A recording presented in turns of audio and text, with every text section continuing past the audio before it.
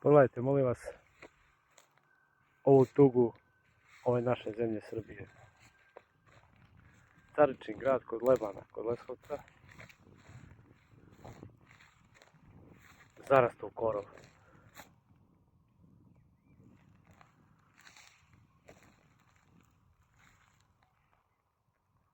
Pogledajte, molim vas. Lokalitet od izuzetnog značaja. Od izuzetnog. I mi smo dozvolili da ovo propada, a zaraste u korov, umjesto da ova zemlja prihoduje od turista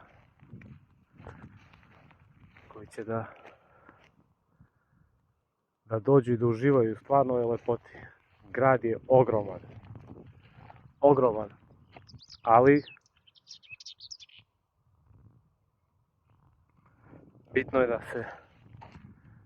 da se prave stadioni u Leskovcu. Sad je pitanje šta bi više donijelo prihoda Srbiji i gradu Leskovcu, stadion od 40 miliona evra ili da se ovaj lokalitet sredi, restaurira i da se da posjetiocima na uživanje.